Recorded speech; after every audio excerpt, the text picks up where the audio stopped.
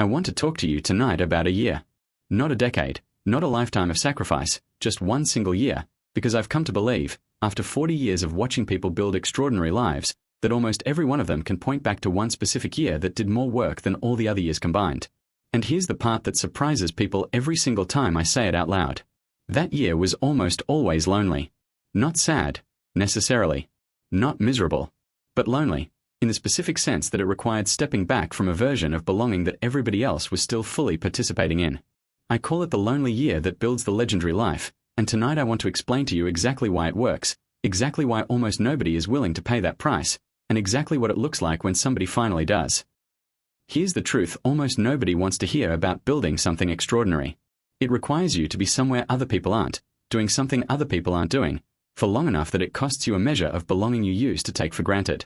You cannot build a legendary life while fully keeping pace with every social obligation, every group text, every standing Friday night, every casual invitation that used to be an automatic yes.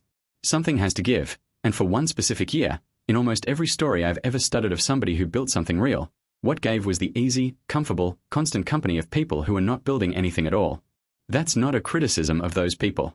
Most people are living perfectly good lives without building anything extraordinary, and there's no shame in that. But you cannot have it both ways. You cannot have the full social calendar of somebody who isn't building and the extraordinary result of somebody who is. Somewhere in the middle of your life, if you want the legendary version of it, there has to be a year that looks, from the outside, like you disappeared a little. Let me put some numbers on this, because I want you to see the actual mechanics of what a lonely year buys you. The average adult, by most time use studies I've come across over the years, spends somewhere between 10 and 15 hours a week on purely social, non-essential activity. The extra drinks after work that go 2 hours longer than planned, the group hangouts that exist mostly out of habit, the scrolling through everybody else's social lives instead of building your own. Call it 12 hours a week, to be conservative. Over a single year, that's over 600 hours. 600 hours is more than enough time to write a book, to build the first working version of a business, to master the fundamentals of a skill that could support you for the rest of your life. 1 year. 600 reclaimed hours. And here's what should stop you cold. Most people never reclaim a single one of those hours in their entire adult lives, because giving them up, even briefly, feels like giving up belonging itself, and belonging is one of the deepest needs a human being has. That's exactly why the lonely year is rare. It's not rare because people lack the hours. It's rare because almost nobody is willing to pay the specific price those hours cost, which is a temporary, voluntary distance from the crowd. Now, why does it have to be lonely specifically? Why can't you build something extraordinary while staying fully, comfortably social the entire time? Because the crowd, by its very nature, optimizes for the average. Every group has a natural rhythm, a natural pace, a natural set of expectations about how much time everybody owes each other, and that rhythm is set, almost always, by the people in the group who are not trying to build anything unusual. If you try to build something extraordinary at the pace the crowd is comfortable with, you will build it at the crowd's pace, which is to say, you will very likely never finish it at all, because the crowd was never trying to get anywhere in particular. The lonely year isn't about disliking people. It's about recognizing, honestly, that the pace required to build something legendary and the pace required to stay fully embedded in a social crowd are, for one specific stretch of time, mathematically incompatible, and pretending otherwise is how good ideas die slowly over 10 years instead of getting built in one. Let me tell you about a man I'll call Desmond Voss, though I've changed the name because the lesson matters more than the man. Desmond worked in commercial real estate, mid-level, competent, well-liked, the kind of guy who was at every happy hour, every fantasy football draft, every friend's birthday, every wedding within driving distance. Popular in the ordinary sense of the word, deeply embedded in a group of about a dozen close friends he'd had since college. And Desmond had one idea, the kind he'd talk about after a few drinks with real passion. He wanted to get his real estate license and build an investment portfolio of small multifamily properties, something he understood better than almost anybody in his circle, because he studied the market obsessively even while doing none of the actual building. I met Desmond at a real estate investment seminar I was asked to speak at, and during the networking hour afterward he told me his plan with genuine excitement, the way people do when an idea is still fresh and untested. I asked him one question I ask a lot of people in his position. I said, Desmond, in the last 12 months, how many weekends have you spent looking at actual properties instead of spending time with your usual group? He did some quick math in his head, and the number that came out was 1. 1 weekend, out of 52, in an entire year of talking about this plan. I told Desmond something that surprised him, something that surprises most people the first time they hear it from me. I told him, Desmond, your friend group isn't the obstacle here in the way you think it is. The obstacle is that you've never given yourself permission to disappoint them, even slightly, for a limited and specific period of time, in service of something that actually matters to you. I gave him one assignment. For the next year, I told him, I want you to protect one full day every weekend. Not both days, one day, entirely for this. No happy hour that day. No group hangout that day. One day a week, 52 days over a year, aimed entirely at the plan you've been talking about since college. And I want you to tell your friends, honestly and directly, that this is what you're doing and why, instead of quietly disappearing and letting them wonder. Desmond told me later that the hardest part wasn't the work itself. The work, once he actually started doing it, turned out to be genuinely enjoyable to him, because it was work he'd wanted to do for years. The hardest part was the first few Saturdays he missed, the texts asking where he was, the good-natured teasing that occasionally had a slight edge to it, the feeling, real and uncomfortable, of watching a group photo show up online from an event he'd chosen not to attend.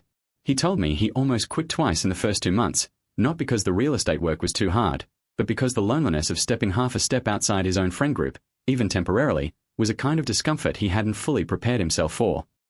He kept going anyway. 52 Saturdays, give or take a few he genuinely couldn't avoid missing for the plan, over that 1 year. He got his license in month 4. He analyzed dozens of properties, made offers on 6, and by the end of that single lonely year, closed on his first small fourplex, using financing he understood in detail because he'd spent an entire year of Saturdays learning exactly how it worked instead of just talking about it over drinks. 5 years after that 1 year, Desmond owns 11 units across 3 properties, still works his real estate job by choice because he genuinely likes it, and told me the portfolio alone now produces more monthly income than most people in his old friend group make at their full-time jobs. Here's the part of Desmond's story I want you to really hear, because it's not the part most people expect. His friend group didn't abandon him over that lonely year.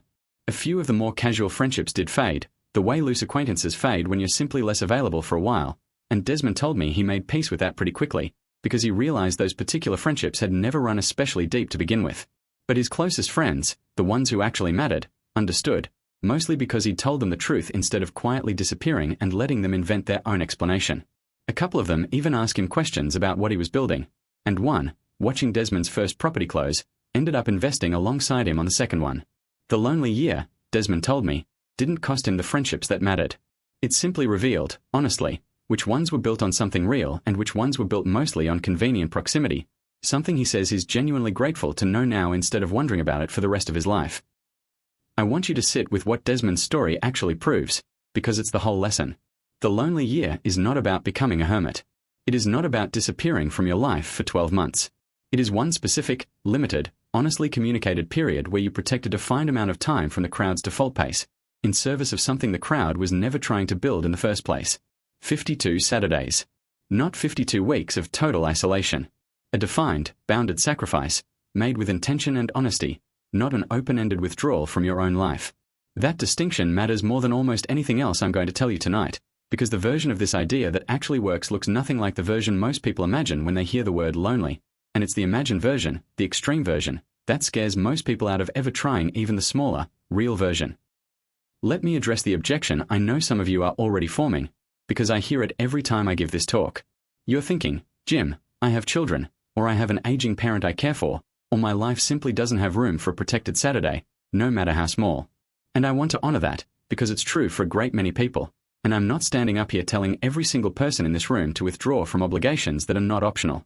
But I want you to notice something about that objection, because I've heard it from people with genuinely full lives, and I've heard it, just as often, from people whose actual calendar has plenty of room in it, just not room they've been honest with themselves about giving up. The lonely year doesn't have to be a full day. For some of you, given what your life actually holds, it might be 90 minutes on 2 mornings a week instead of a whole Saturday, and that's a perfectly legitimate version of the same principle, scaled honestly to your actual constraints rather than abandoned entirely because the biggest version of it doesn't fit. The size of the sacrifice matters far less than the honesty of it. A small, real, consistently protected block of time, aimed at one thing, will still produce a version of Desmond's fourplex over enough years, even if it takes 18 months instead of 12 to get there. What defeats people isn't a genuinely full life. It's convincing themselves a genuinely full life means 0 available hours anywhere, which is almost never actually true once you look honestly at where the 12 hours a week are currently going. So let's talk about what your lonely year actually looks like, starting with this one. First, name the one thing worth the sacrifice, the same specific way Desmond named his. Not I want to be more successful in some vague sense. A property portfolio. A book. A certification. A business with an actual name. Vague ambition does not justify stepping back from your social life for a year, and honestly, it shouldn't. Only something specific and real earns that particular price. Second, define the boundary of the sacrifice with real precision, and keep it as small as it can honestly be while still being enough. Desmond didn't withdraw from his entire social life. He protected 1 day a week, 52 days over a year, and that was enough to change the entire trajectory of his life. Most people who fail at this fail because they either protect too little time to make real progress, or they protect so much time that the sacrifice becomes unsustainable and they burn out and quit by month 3. Find the smallest boundary that still moves the needle, and hold that boundary, not a bigger one born out of guilt or a smaller one born out of fear. Third, tell the truth about what you're doing, the way Desmond eventually did, instead of quietly disappearing and letting the people who care about you invent their own explanation, which is almost always worse than the truth. A lonely year built on honesty preserves the relationships that actually matter. A lonely year built on secrecy or quiet withdrawal tends to cost you relationships you never needed to lose, simply because nobody around you understood what was actually happening. Fourth, put an end date on it, and mean it. The word year in the phrase I gave you tonight is doing real work. This is not a permanent lifestyle of isolation dressed up as ambition. It is a bounded, specific sacrifice with a beginning and an end, made in service of a specific goal, after which you fully return to the life and the people you stepped back from, richer for what you built and clearer about who was actually there for you the whole time. Here's something else I want you to notice about this whole idea, the same way I've asked rooms to notice things before. Nobody else can see the lonely year while you're living it. Your friend group sees you missing, sees the empty chair, sees the photo you're not in, but they cannot see the fourplex slowly taking shape, or the manuscript slowly filling up, or the skill quietly becoming mastery, 52 Saturdays at a time. That invisibility is exactly what makes the lonely year so hard to sustain, and exactly what makes it so rare, because human beings crave visible proof, and for most of that year, there is none. There's just the work, and the quiet decision, made over and over, to keep showing up to it instead of the easier, more visible comfort of the crowd. And understand what you get on the other side of it, because this is the part that makes the whole trade worth it. Desmond's lonely year didn't just build a fourplex. It revealed, permanently, which relationships in his life were built on something real, and it gave him a template, 52 protected days, aimed at one specific thing, that is now used twice more in the years since, each time with a defined goal and a defined end date. The lonely year, done once and done honestly, tends to stop being scary the second and third time, because you've already proven to yourself that the people who matter don't actually leave, and the goal on the other side is real every single time you've paid the price for it. So here's what I want you to do, starting this week. Name the one thing, the specific thing, worth a bounded sacrifice. Decide the smallest real boundary that would actually move it, a day a week, an early morning block, whatever fits honestly into your actual life. Tell the people closest to you what you're doing and why, before they have to ask. And put a real end date on the calendar, 12 months out, so this day's what it's supposed to be, a defined lonely year in service of a legendary life, not an open-ended withdrawal from the people who love you. Most of you are not going to do this. I've given this talk enough times to know exactly how it goes. Most people will feel something tonight, maybe even name the one thing worth building, and then next Saturday the group text will light up with an easy invitation, and they'll go, the way they always go, and the year will pass exactly like the 9 years before it. That's their choice, and I understand the pull of it, because belonging is one of the oldest and strongest forces there is, and asking anybody to step half a pace outside of it, even temporarily, is asking something real. But some of you are going to protect that first Saturday this week. Some of you are going to tell your people the truth about why, the way Desmond finally did. And a few years from now, you and I are going to cross paths again, and you're going to tell me about the one lonely year that built the whole rest of your legendary life. That's the whole message tonight, so don't let it slide past you the way you've let so many good years slide past you before. Somewhere in your life, there is one bounded, honest, temporary lonely year standing between the life you're living and the legendary one you keep talking about. Name the thing. Protect the smallest real boundary that will build it. Tell the truth about why. And put an end date on the calendar. If tonight's message hit home for you, tell me in the comments what the one thing is that you'd build with a single protected day a week. I read every single one of them, and I promise more of you already know the answer than you're willing to admit out loud.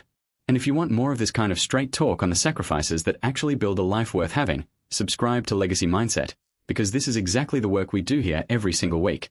Now go protect that first Saturday.